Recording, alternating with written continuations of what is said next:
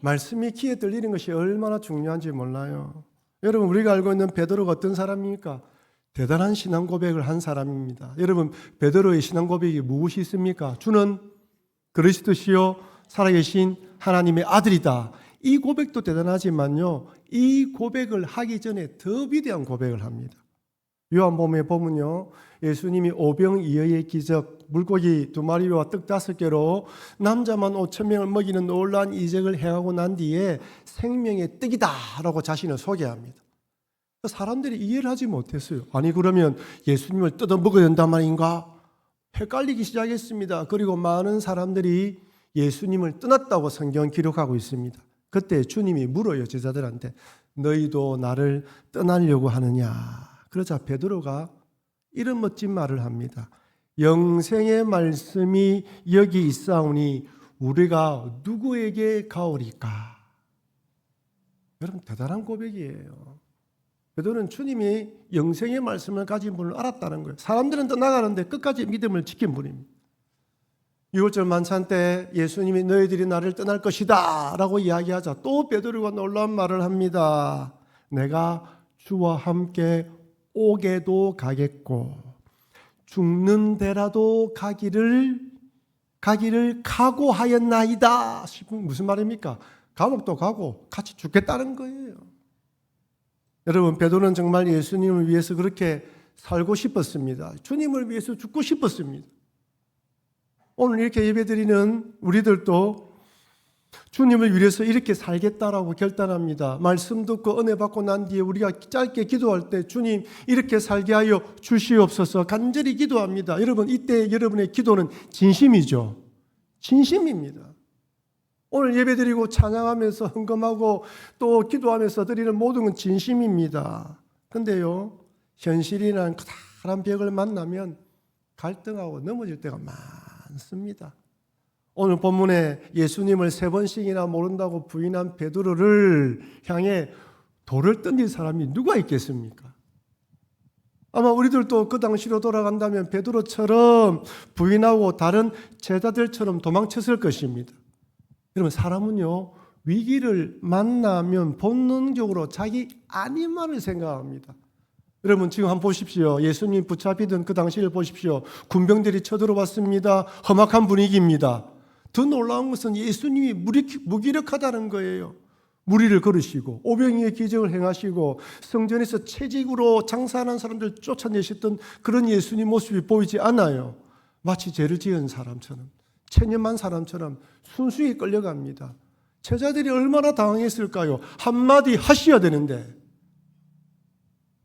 그러니 저항도 하지 않고 끌려가시는 예수님을 보고 한 명씩 도망칩니다. 그럼 베드로도 겁이 난 것이죠. 그렇게 도망친 것입니다. 그리고 오늘 본문으로 연결됩니다. 누가복음 22장 54절 말씀 같이 읽겠습니다. 예수를 잡아 끌고 대제사장의 집으로 들어갈새 베드로가 멀찍이 따라가니라. 베드로가 어떻게 해요? 멀찍이. 여러분, 제자는 예수님을 어떻게 따라가야 하는 사람입니까? 가까이 있어 친밀하게 긴밀하게 따라가야 하는 사람. 여기 멀찍이라고 번역된 헬라어 뜻은 거리상으로 멀리 떨어진 곳입니다. 예수님으로부터 멀리 떨어졌고 예수님을 붙잡아가는 군병으로부터 멀리 떨어졌습니다. 왜? 예수님을 잡아가는 군병들이 자기를 알면 잡으러 오면 도망칠 거리를 말하는 거예요. 이 단어는 베드로의 심리 상태를 잘 설명합니다. 멀찍이는 신앙 타협의 지대이며 관망의 자리입니다.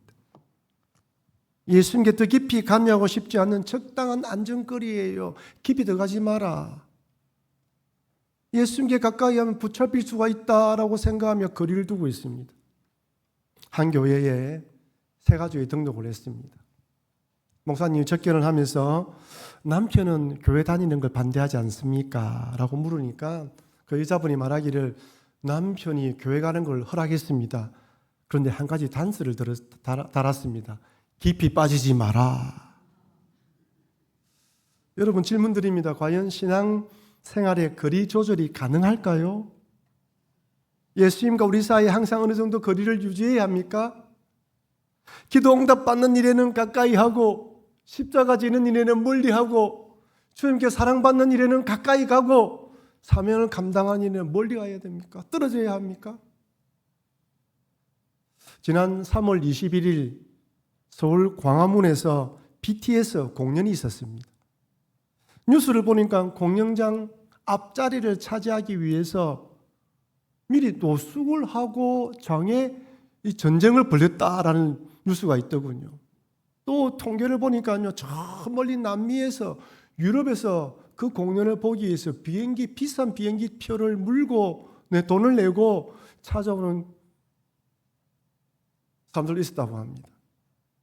한번 자기가 좋아하는 연예인을 가까이 보기 위해서 시간과 물질을 투자합니다. 가까이 보기 위해서. 근데 예수님 제자들은 어떻습니까? 예수님과 가장 가까이 해야 되는 가롯 유다는 예수님을 배반하는데 앞장섰습니다.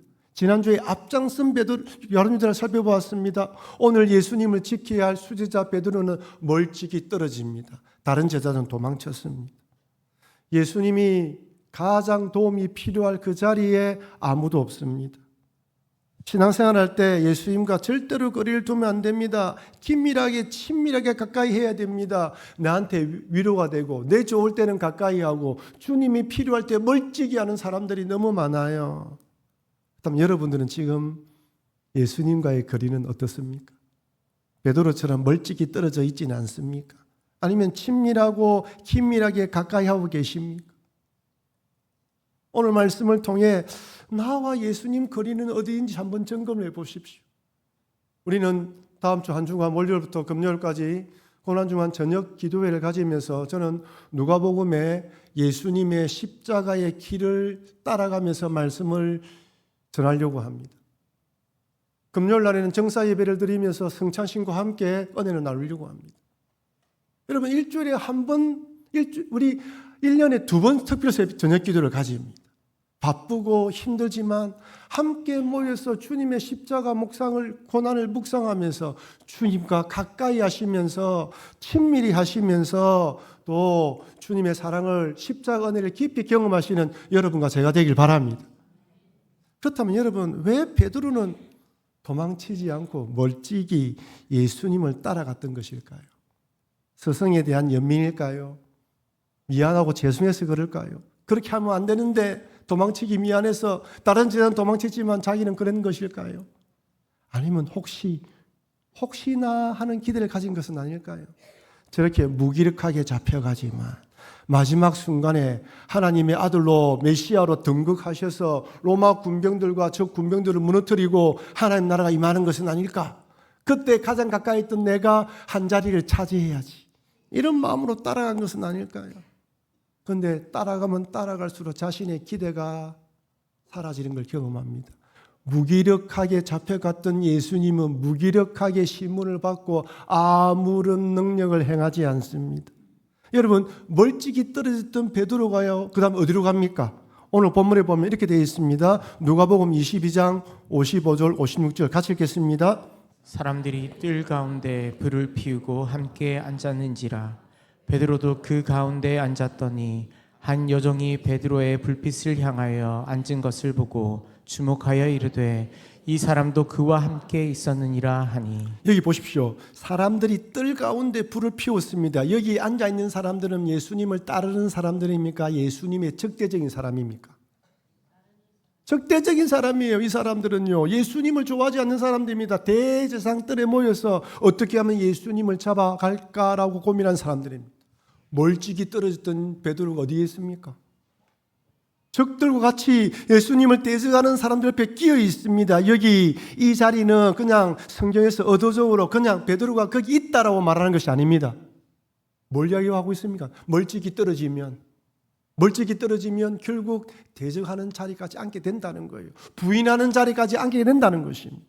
여러분, 그 당시는 지금처럼 전기가 있는 세대가 아닙니다. 환히 볼 수가 없어요. 아마 베드로는 자기가 거기 앉아 있는다 할지라도 사람들이 자기를 알아보지 못했을 것이라고 생각했습니다.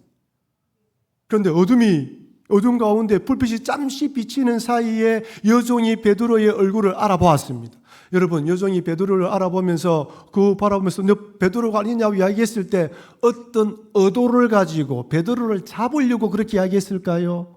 아니에요. 그냥 언뜻 지나가는 모습 속에 이 사람 그 사람 아닌가 하고 이야기한 것입니다. 그런데 도둑이 제발 저린다는 말처럼 나는 그를 알지 못한다고 베드로가 이야기를 해요.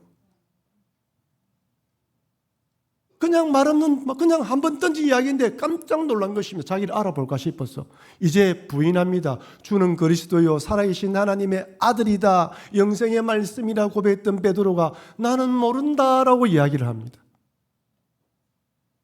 마태와 마가복음에서는요, 누가복음에서는 그냥 3번 부인한 걸로 되어 있지만요, 마태와 마가복음에서는 베드로가 저주하며 맹세하여 모른다라고 했다고 기록했습니다. 그리고 닭이 웁니다. 그러면서 성경은 정말 기막히게 누가는 이렇게 기록하고 있어요. 누가복음 22장 61절 같이 읽겠습니다.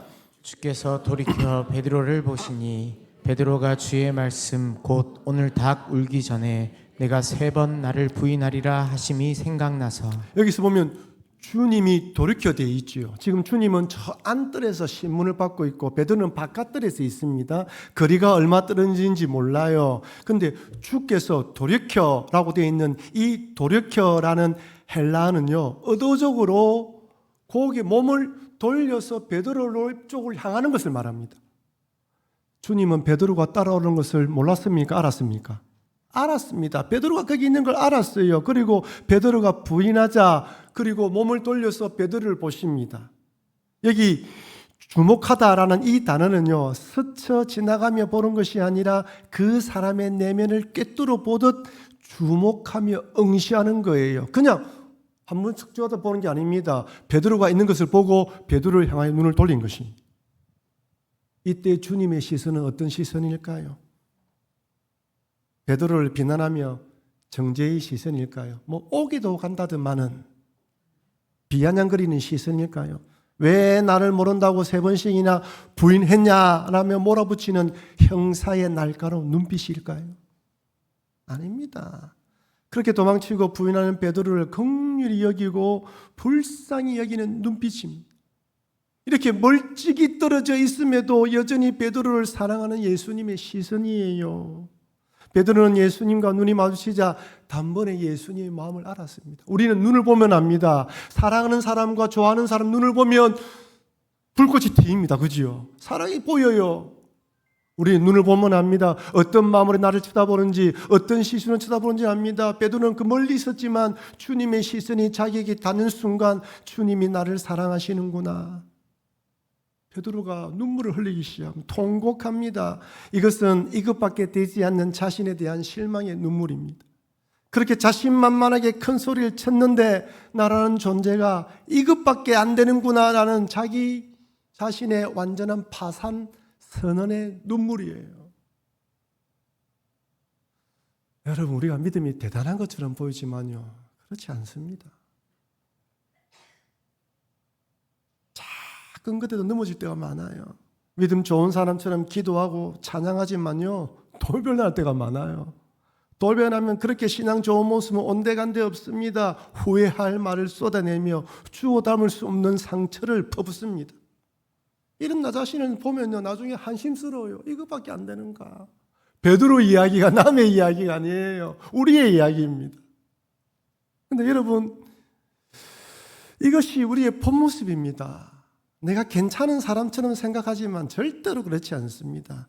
여러분, 우리는 대단한 믿음을 가진 사람들이 아닙니다. 그렇게 큰 소리를 치고도 여종의 말 한마디에 무너지는 베드로와 같은 사람입니다. 구원받았지만 여전히 죄의 본성을 가지고 있는 사람들이에요. 여러분 잘 들으십시오. 신앙생활이란 나에 대한 실망을 많이 하면서 내가 얼마나 흉악한 죄인인가 깨달아가는 여정입니다. 여러분 죄송하지만 여러분들은 여러분 생각 이상으로 흉악한 죄인입니다. 저도 동일합니다. 그러면서 더더욱 십자가의 은혜를 붙들며 주님을 의지하는 것이 신앙생활입니다. 그러기에 우리는 서로 불쌍히 여기고 긍휼히 여겨야 합니다. 에베소서에서 하나님은 사도 바울을 통하여 우리에게 이렇게 권면합니다.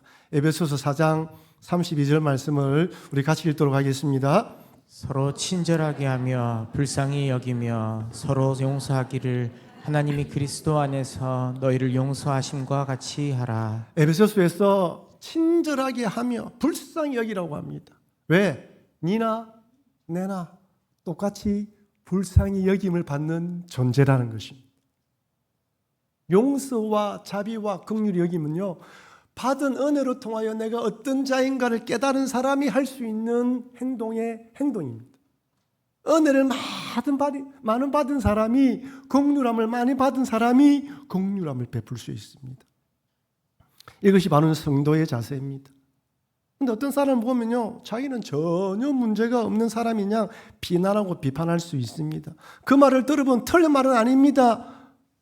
근데 정말 그렇게 그 사람은 살아가고 있을까요?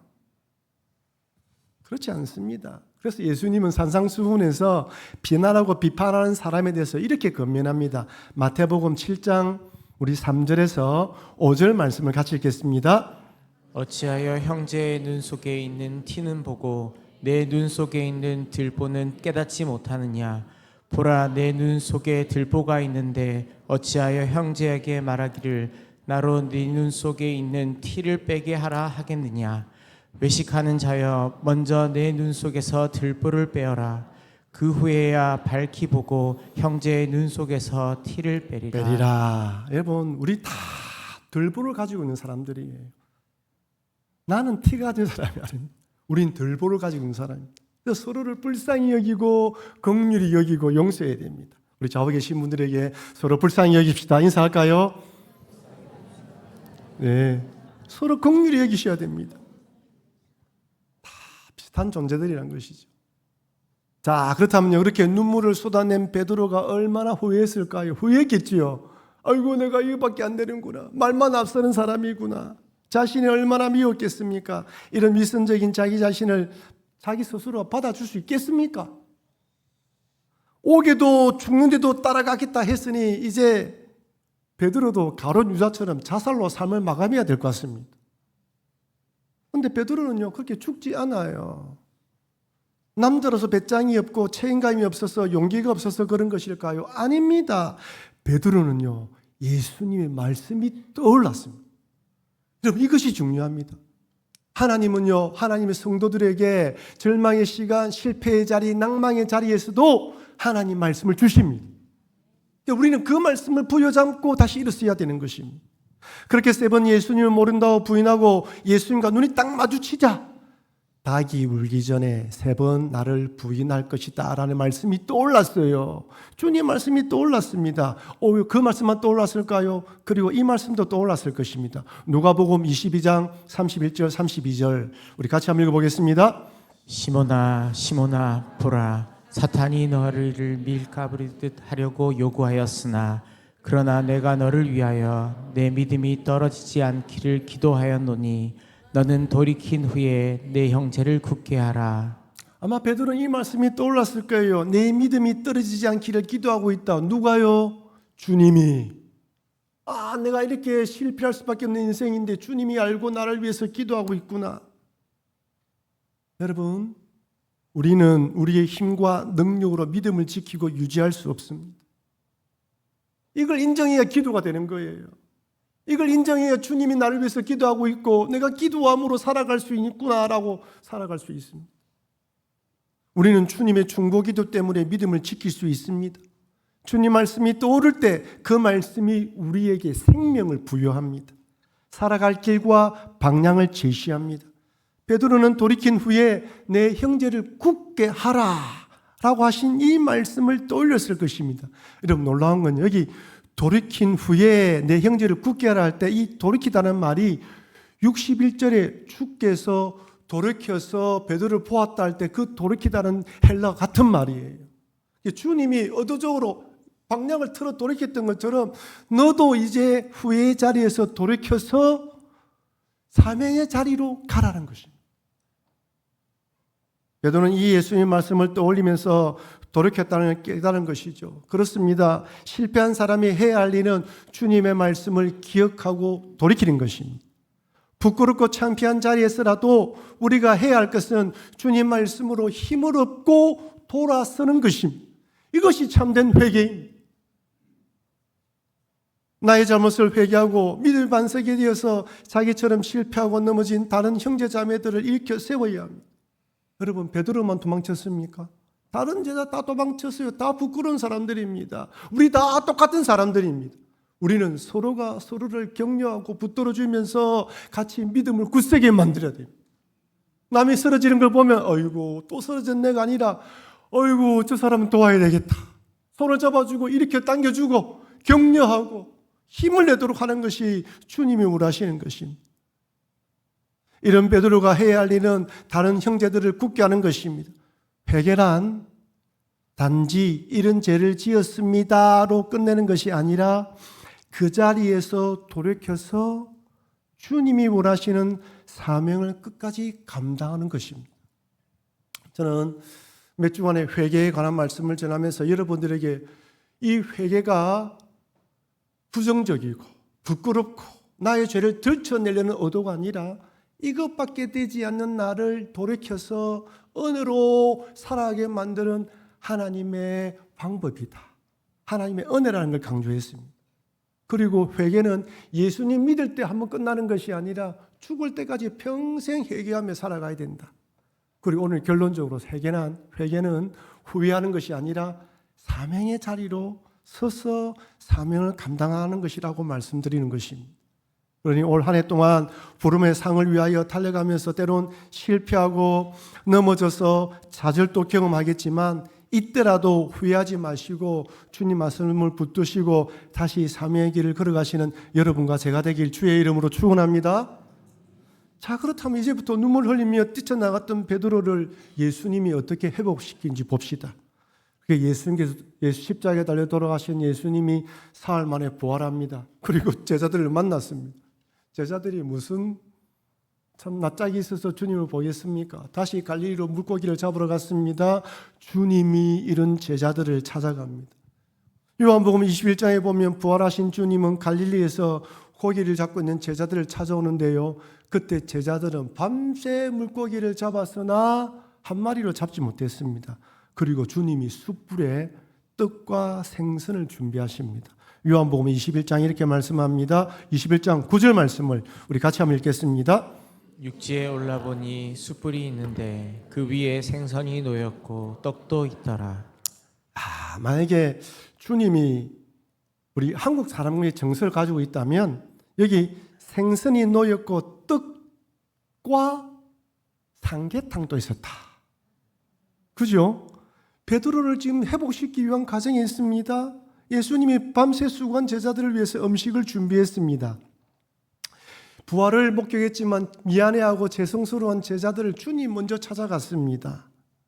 그런데 여러분, 베드로가 숯불을 피워놓으신 예수님을 보면서 어떤 생각이 떠올랐을까요? 사흘 전에 불가에서 예수님을 모른다고 부인했던 자신의 모습이 떠올랐을 것입니다. 베드로에게 불은 트라우마예요. 그래서 주님이 베드로의 그 3일 전에 있었던 그 트라우마를 치유하기 위해 불을 피워놓은 거예요. 그래서 제 생각에 치킨을 구워 주어놨다면, 그죠? 베드로가 얼마나 딱 생각이, 아이고 주님 하지 않았을까? 어쨌든 불을 봅니다. 그리고 주님이 베드로에게 묻습니다. 베드로에게 의도적으로 불을 피워놓고 묻는 거예요. 이렇게 묻습니다. 요한복음 21장 15절 말씀 우리 같이 한번 읽어보겠습니다. 그들이 조반 먹은 후에 예수께서 시몬 베드로에게 이르시되 요한의 아들 시몬아 내가 이 사람들보다 나를 더 사랑하느냐 하시니 이르되 주님 그러하나이다. 내가 주님을 사랑하는 줄 주님께서 아시나이다. 이르시되 내 어린 양을 먹이라 하시고. 여러분, 주님이 베드로를 뭐라 부른다고요? 시몬 베드로에게 이르되 뭐라고요? 요한의 아들 시몬아. 왜 요한의 아들 시몬이라 불렀을까요? 베드로야 부르면 되는데. 이게 시몬이라는 이 헬라어가요. 헬라어가요. 시몬에서 나왔단 말이에요. 시몬은 하나님께 들으셨다는 뜻입니다. 원래는 시몬이라 불렀단 말이죠. 근데 주님이 나중에 반석이라는 이름으로 개발하고 바꿔주셨잖아요. 그게 베드로란 뜻입니다. 그러면 주님 베드로로 부르면 되는데 왜 시몬이라 불렀을까요? 주님이 처음 베드로를 만났을 때 시몬의 아들 요한이라 시몬의 아들 요한이라 불렀습니다. 요한의 아들 시몬이라 불렀습니다. 헷갈리네요. 요한의 아들 시몬이라 불렀습니다. 그러니까 주님 뭘 이야기하고 있습니까? 처음으로 돌아가는 거예요. 내가 너를 처음 만났을 때 너 연약한 인생이었지. 너는 끊임없이 나를 붙들어야 되는 인생이야. 주님을 의지하는 인생이야. 그리고 그때 처음 내가 너를 불렀던 것처럼 다시 너를 불러서 내 양을 맡기니 내 양을 치라는 것입니다.